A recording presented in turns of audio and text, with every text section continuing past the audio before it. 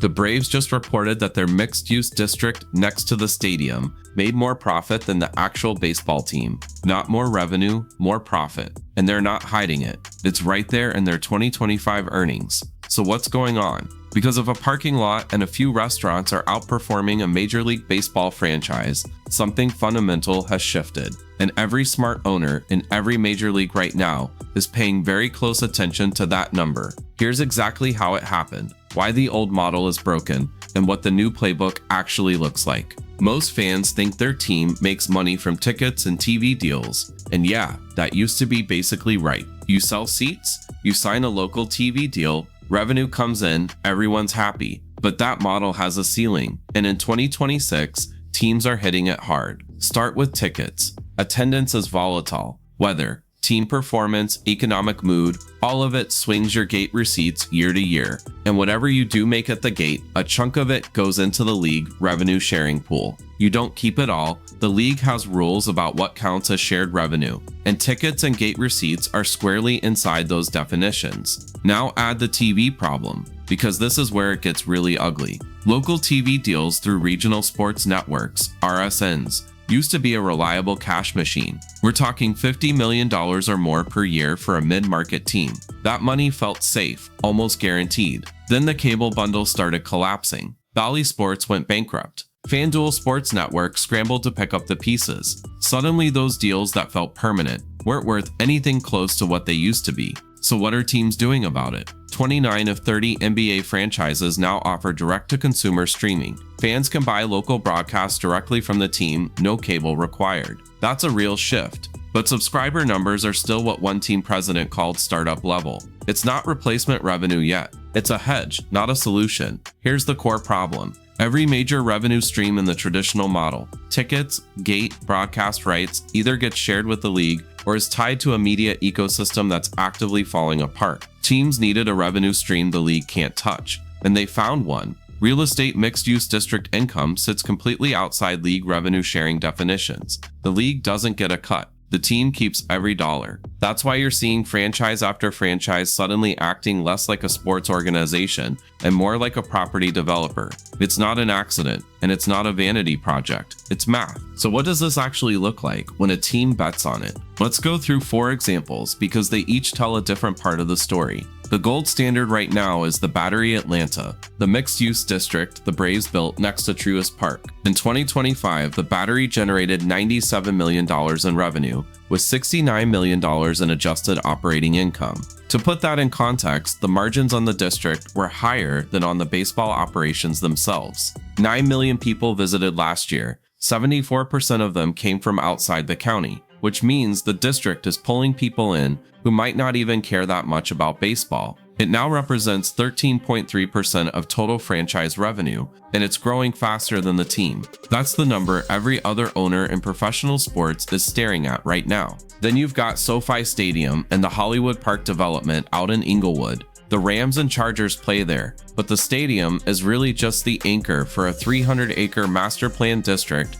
that's still being built out. Retail offices, a hotel, residential space. The naming rights and sponsorship lifts are already flowing before the full build-out is even done. But here's the twist. There's been a legal dispute with the city over the development agreement. And that's a reminder that these deals come with political risk. Zoning fights, community opposition, city council negotiations. All of it has to get priced in before you break ground. SoFi shows the upside. The legal drama shows the downside risk. The Cubs give you a completely different model. Wrigley Field is landlocked. There's no greenfield opportunity, no 300-acre blank canvas. So what are they doing? Buying adjacent lots wherever they can find them. In early 2026, there were active proposals to expand the Camry lot footprint and add signage and retail capability to extend the walkable entertainment zone around the ballpark. It's slower and messier than building from scratch, but it proves you don't need a greenfield to play this game. Urban retrofit works. It just requires patience and the willingness to acquire real estate piece by piece over years.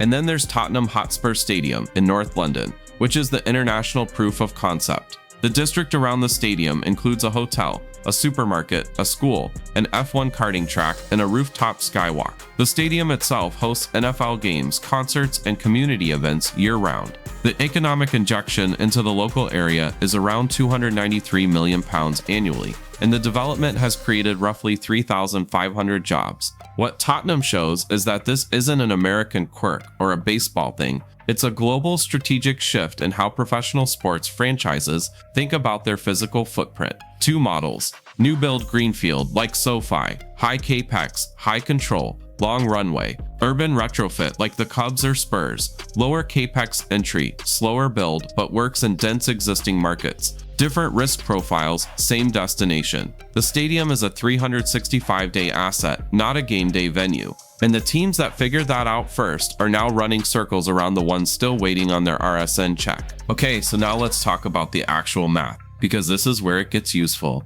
if you're trying to work in this industry or understand why institutional money is flooding into these deals right now. First thing you need to understand is cap rates. Sports anchored districts typically price at somewhere between 5.5 and 8%. That's tighter than traditional retail, and the reason is simple. Event-driven foot traffic is predictable and recurring in a way that a regular strip mall isn't. Investors know that 70,000 people are showing up on game day, whether it's raining or not. That certainty compresses the cap rate, which pushes valuations higher. So right out of the gate, the asset class carries a premium, just because the anchor tenant draws crowds on a schedule. Now, where does the actual income come from inside the district? Here's what most people get wrong. They assume it's all rent, retail tenants paying per square foot. But 60 to 70% of district value in the best performing projects comes from sponsorship, naming rights, and experiential activations, not rent. That's a fundamentally different revenue model than a traditional shopping center.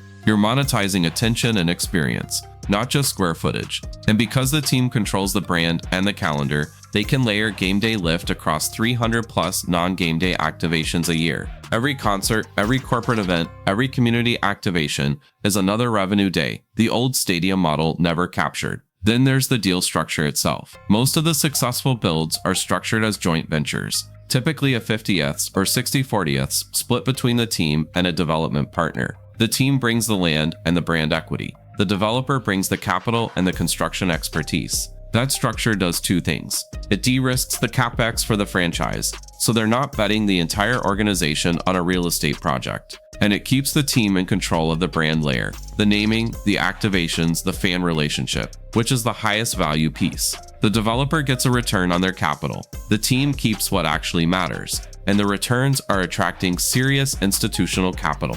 Analysts at firms underwriting these deals are modeling IRRs, internal rates of return, ranging from roughly 10 to 27% depending on the project. That range is why private equity money from firms focused on sports and entertainment has moved aggressively into this space. This isn't speculative, it's a legitimate asset class now. The last piece ties everything together.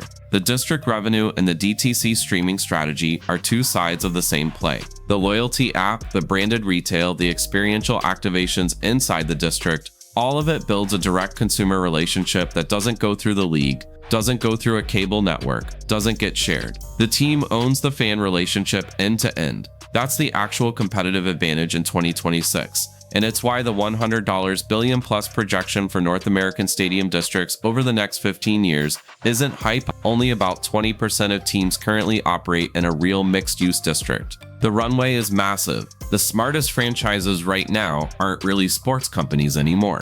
They're real estate and media businesses that happen to field a team. If you're building a career in sports, the job titles being created are in development, DTC product, and experiential monetization. Learn to read a cap rate. Understand a JV term sheet. That's the new sports business literacy. If you want to see how the DTC side of this fits together, watch this next. It connects directly to everything we just covered.